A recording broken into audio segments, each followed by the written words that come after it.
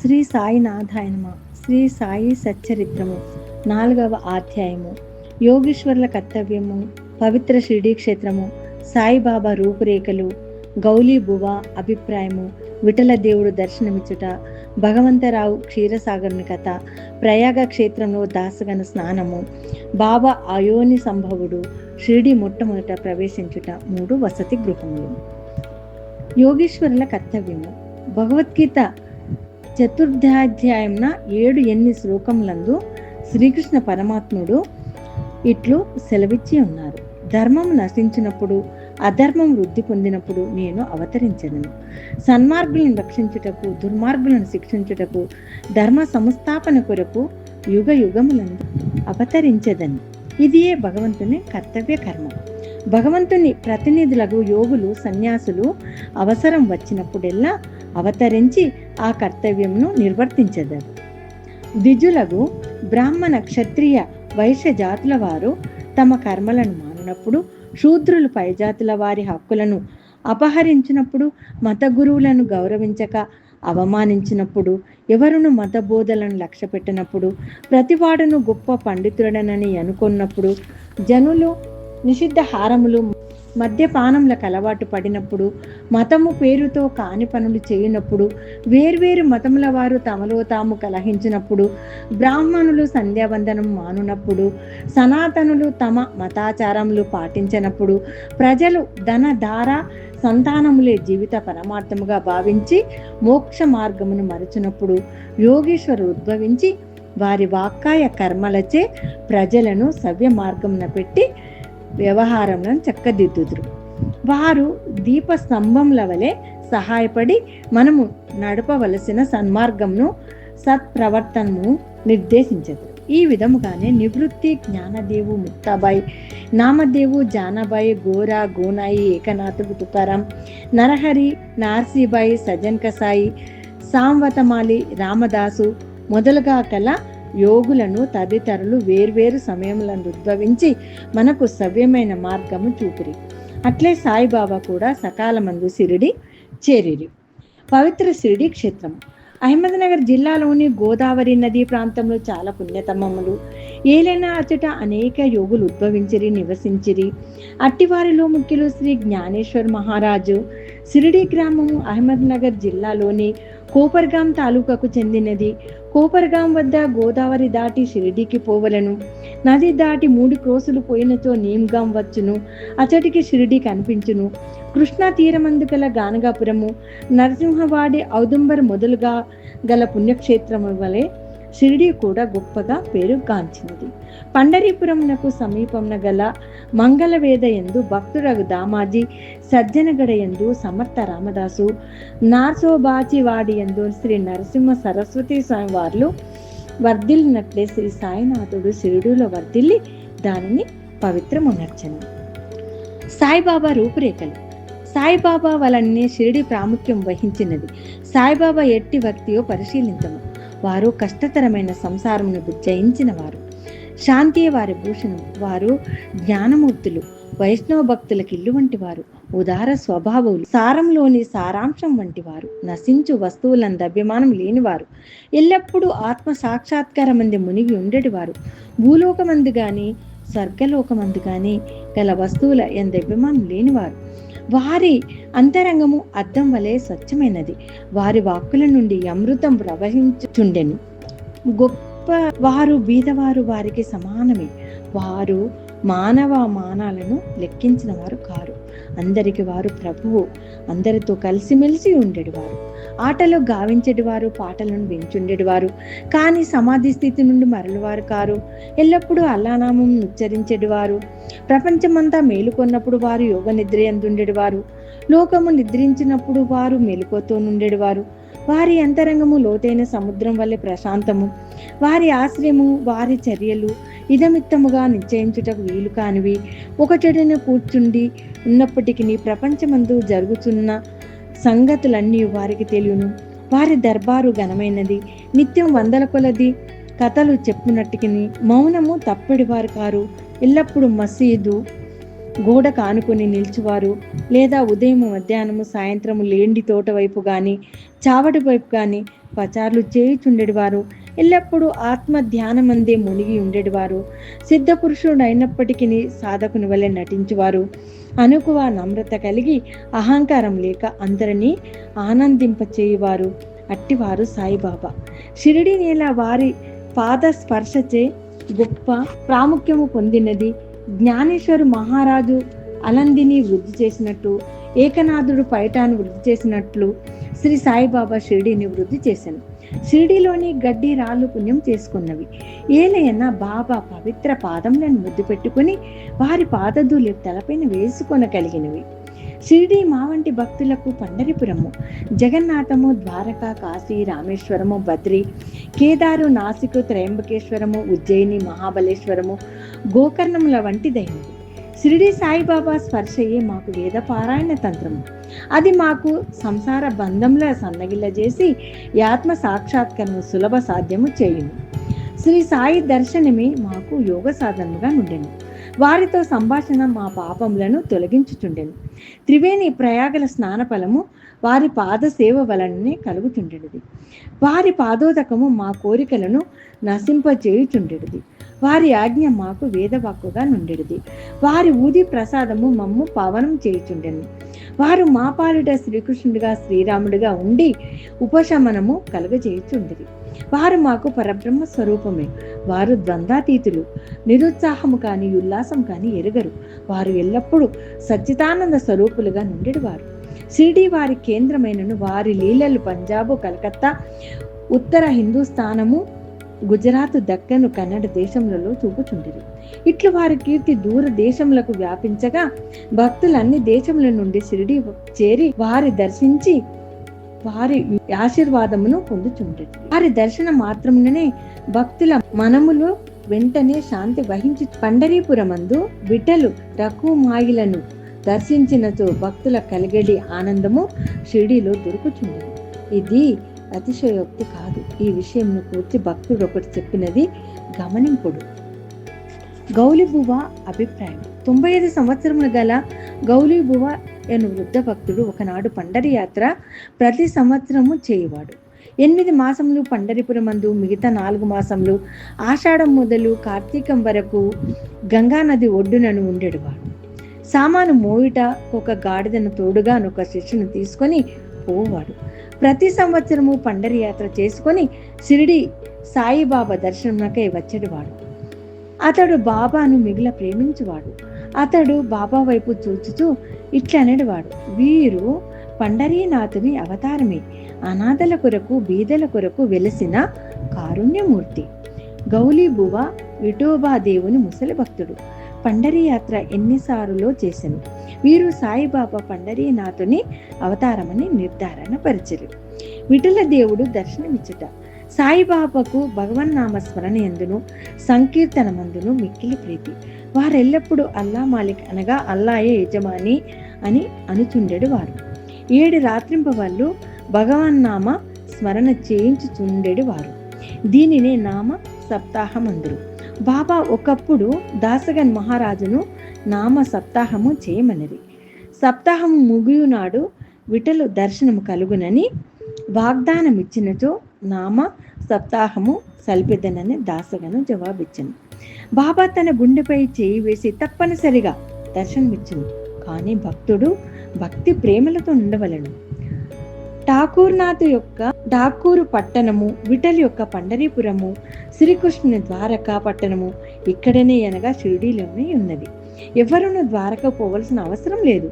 విఠలుడు ఇక్కడనే ఉన్నాడు. భక్తుడు భక్తి ప్రేమలతో కీర్తించినప్పుడు విఠలుడు ఇక్కడనే అవతరించును అన్నారు. సప్తాహం ముగిసిన పిమ్మట విఠలుడి క్రింది విధముగా దర్శనమిచ్చను. స్నానాంతరము కాకాసాహెబ్ దీక్షితు ధ్యానంలో మునిగి ఉన్నప్పుడు విఠలుడు వారికి కాన్పించను. కాకా మధ్యాహ్న హారతి కొరకు బాబా యుద్ధకు పోగా తేట తెల్లముగా కాకాను బాబా ఇట్లు అడిగాను: విఠల్ పాటిల్ వచ్చినాడా? నీవు వానిని చూచితివా? వాడు మిక్కిలి పారుబోతూ వానిని దృఢముగా పట్టుకొనుము. ఏమాత్రము అజాగ్రత్తగా నున్నను తప్పించుకొని పారిపోవును. ఇది ఉదయం జరిగింది. మధ్యాహ్నం ఎవడో పటముల నమ్మువాడు 25-30 విఠోబా చిత్ర పటములను అమ్మకమునకు తెచ్చను. ఆ పటము సరిగ్గా కాకాసాహెబ్ ధ్యానంలో చూచిన దృశ్యంతో పోలి ఉండేది. దీనిని చూచి బాబా మాటలు జ్ఞాపకమునకు తెచ్చుకొని కాకాసాహెబ్ ఆశ్చర్యానందములలో మునిగింది. విఠోబా పటం ఒకటి కొని పూజా మందిరంలో ఉంచుకొనెను. భగవంతరావు క్షీరసాగరుని కథ. విఠల పూజ యందు బాబాకెంత ప్రీతియో భగవంతరావు క్షీరసాగరుని కథలో విశదీకరింపబడినది. భగవంతరావు తండ్రి విఠోబా భక్తుడు. పండరీపురమునకు నియమంగా యాత్ర చేయుచుండెడివాడు. ఇంటి వద్ద కూడా విఠోబా ప్రతిమ నుంచి దానిని పూజించువాడు. అతడు మరణించిన పిమ్మట వారి కొడుకు పూజను, యాత్రను, శ్రాద్ధమును మానెను.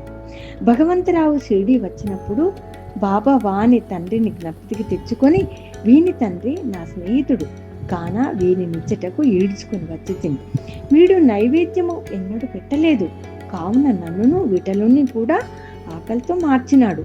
అందుచేత వీనిని ఇక్కడకు తెచ్చి తిని, వీడు చేయని తప్పని బోధించి చివాట్లు పెట్టి తిరిగి పూజ ప్రారంభించినట్లు చేసేదను అనిది. ప్రయాగ క్షేత్రంలో దాసుగని స్నానము. గంగా నది, యమునా నది కలుగు చోటుకు ప్రయాగ అని పేరు. ఇందులో స్నానం ఆచరించిన ప్రతి వానికి గొప్ప పుణ్యం ప్రాప్తించునని హిందువుల నమ్మకం. అందుచేతనే వేల కొలది భక్తులు అప్పుడు అచ్చటికి పోయి స్నానం ఆడుతారు. దాసుగని కూడా ప్రయాగ పోయి అచ్చట సంగంలో స్నానం చేయవలనని మనస్సున తలచెను. బాబా వద్దకేగి అనుమతించమని. అందుకు బాబా ఇట్లు జవాబిచ్చను, అంత దూరం పోవలసిన అవసరమే లేదు, మన ప్రయాగ ఇచ్చటనే కలదు, నా మాటలు విశ్వసింపుము. ఇట్లా అన్నంతలో నాట్యములన్నింటికంటే నాశ్చర్యకరమైన వింత జరిగినది. దాసగన్ మహారాజు బాబా పాదములపై శిరస్సు నుంచిన వెంటనే బాబా రెండు పాదముల బొటన వేళ్ల నుండి గంగా యమున జలములు కాలువలుగా పారాను. ఈ చమత్కారమును చూచి దాసగను ఆశ్చర్యచకితుడయ్యాడు. భక్త్యావేశాలతో మైమరిచాడు. కన్నులు ఆనందాశ్రులతో నిండాయి. అతని హృదయంలో ఉప్పొంగిన కవితావేశము శ్రీ సాయిలీల గాన రూపంలో పెళ్ళువికింది. బాబా అయోని సంభవుడు. షిరిడి మొట్టమొదట ప్రవేశించుట. సాయిబాబా తల్లిదండ్రులను గూర్చి కానీ, జన్మం గూర్చి కానీ, జన్మస్థానమును గూర్చి కానీ ఎవ్వరికీ ఏమీ తెలియదు. ఎందరో పెక్కుసార్లు ఈ విషయమును కనుగొనడానికి ప్రయత్నించింది. పలుసార్లు ఈ విషయము బాబాను ప్రశ్నించింది. కానీ ఎట్టి సమాధానం కానీ, సమాచారం కానీ పొందకుండేది. నామదేవు కబీరు సామాన్య మానవుల వలె జన్మించి ఉండలేదు. ముత్యపు చిప్పలలో చిన్న పాపల వలె లభించిరి. నామదేవుడు భీమారతి నదీ తటమున గోనాయికి కనిపించింది. కబీరు భాగీరథి నదీ తటమున తమాలకు కనిపించింది. అట్టిదే సాయి జన్మ వృత్తాంతం.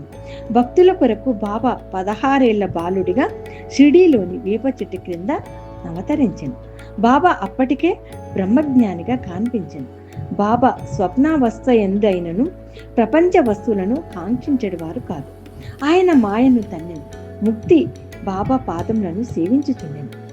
నానా చోప్దార్ తల్లి మిక్కిలి ముసలిది. ఆమె బాబాని ఇట్లు వర్ణించినది. ఈ చక్కని చురుకైన కుర్రవాడు వేప చెట్టు క్రింద ఆసనంలో నుండెను. శీతోష్ణంలో లెక్కింపక అంతటి చిన్న కుర్రవాడు కఠిన తపమాచరించుట, సమాధిలో మునుగుట చూచి గ్రామస్తులు ఆశ్చర్యపడిరి. ఆ బాలుడు పగలు ఎవరితో కలిసేవాడు కాదు, రాత్రి అందెవరికి భయపడేవాడు కాడు. చూచిన వారాశ్చర్య నిమగ్నులై ఈ చిన్న కుర్రవాడెక్కడి నుండి వచ్చినాడాయని అడగసాగిరి. అతని రూపు, ముఖ లక్షణములు చాలా అందముగా నుండెను. చూచిన వారెల్లరూ ఒక్కసారిగా ముగ్ధులగుచుండిరి. ఆయన ఎవరి ఇంటికి పోకుండెను. ఎల్లప్పుడూ వేప చెట్టు క్రిందనే కూర్చునుండువాడు. పైకి చిన్న బాలుని వలె కనిపించినప్పటికీ చేతలను పట్టి చూడగా నిజముగా మహానుభావుడే. నిర్వ్యామోహము రూపుదాల్చిన అతని గూర్చి ఎవరికేమీ తెలియకుండా ఒకనాడు ఖండోబా దేవుడొకని ఆవేశించగా, నీ బాలుడెవడై ఉండునని ప్రశ్నించిరి. వాని తల్లిదండ్రులు ఎవరని, ఎచ్చటి నుండి వచ్చినాడని అడిగిరి. ఆ ఖండోబా గణము ఒక స్థలమును చూపి గడ్డపారను తీసుకొని వచ్చి అచట త్రవ్వమనను. అట్లు త్రవ్వగా నందులో కొన్ని ఇటుకలు, వాని ఎగువ వెడల్పు రాయి ఒకటి కాన్పించెను. ఆ బండను తొలగించగా క్రిందనొక సందు కాన్పించెను. అచట 4 దీపస్తంభములు వెలుగుచుండెను. ఆ సొరంగము ద్వారా ముందుకు పోగా నచట ఒక భూగృహము కనిపించెను. అందులో గోముఖ నిర్మాణములు, కర్రబల్లలు, జపమాలలు కనిపించెను. ఈ బాలుడు 12 సంవత్సరంలో తపస్సు నభ్యసించెనని ఖండోబా చెప్పింది. పిమ్మట కుర్రవాణిని విషయము ప్రశ్నించగా వారలను మరిపించుచు అది తన గురుస్థానమనియు వారి సమాధి అచ్చట కలదు, కావున దానిని కాపాడవలేనని చెప్పింది. వెంటనే దానిని ఇప్పటి వలె మూసివేసిరి.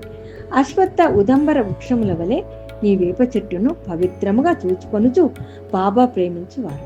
మహాల్సపతి తదితర షిర్డీలోని భక్తులు దీనిని బాబా యొక్క గురుస్థానమని, సమాధి స్థానమని భావించి సాష్టాంగ నమస్కారములు చేసేదారు. 3 వసతి గృహములు. వేప చెట్టును దాని చుట్టూ ఉన్న స్థలమును హరివినాయక సాటే అనువాడు కొని సాటేవాడయను ఒక పెద్ద వసతి గృహము కట్టించాను. అప్పట్లో షిర్డీకి పోయిన భక్త మండలికి ఒకటియే నివాస స్థలం. వేప చెట్టు చుట్టూ ఎత్తుగా అరుగు కట్టిరి. మెట్లు నిర్మించిరి. మెట్ల దిగువన ఒక గూడు వంటిది కట్టిరి.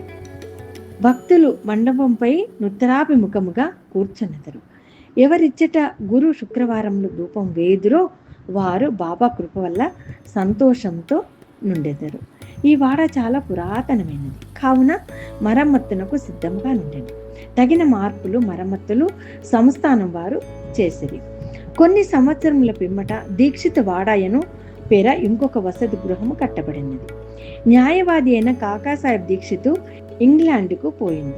అచ్చట రైలు ప్రమాదమున కాలు కుంటుపడాను. అది ఎంత ప్రయత్నించను బాగు కాలేదు. తన స్నేహితుడగు నానాసాహెబు చందోర్కరు షిర్డీ సాయిబాబాను దర్శించమని సలహా ఇచ్చాను. 1909 సంవత్సరంన కాక షిర్డీకి పోయాను. బాబా దర్శనం మాత్రమనే అమితానంద పరితుడై షిర్డీలో నివసించుటకు నిశ్చయించుకున్నాను. కాలి కుంటితనము కన్నా తన మనస్సులోని కుంటితనమును తీసివేయమని బాబాను ప్రార్థించాను. తన కొరకును ఇతర భక్తుల కొరకును పనికి వచ్చునట్లు ఒక వాడాను నిర్మించాను. 10-12-1910 తారీఖున ఈ వాడా కట్టుటకు పునాది వేసిరి. ఆనాడే 2 ముఖ్యమైన సంఘటనలు జరిగింది. దాదాసాహెబ్ కబర్దేకు తన ఇంటికి పోవుటకు బాబా సమ్మతి దొరికింది. చావేడిలో చేజ్ రాత్రి హారతి ప్రారంభమయ్యాను. దీక్షిత్ వాడ పూర్తి కాగానే 1911 సంవత్సరంలో శ్రీరామ నవమి సమయమందు శాస్త్రోక్తకముగా గృహప్రవేశము జరిపిరి. తర్వాత కోటీశ్వరుడును నాగపూర్ నివాసియగు బూటి మరి ఒక పెద్ద రాతి మేడను నిర్మించెను. అతడు తన ద్రవ్యము దీని కొరకు వెచ్చించిన ద్రవ్యమంతే నిజమునకు సార్థకమయ్యను. ఏలయన్న బాబా గారి భౌతిక శరీరమందులో సమాధి చేయబడింది. దీనినే సమాధి మందిరమందురు. ఈ స్థలంలో మొట్టమొదట పూల తోట ఉండెను. ఆ తోటలో బాబాయే తోటమాలిగా మొక్కలకు నీళ్లు పోయట మొదలగునవి చేసేటివారు.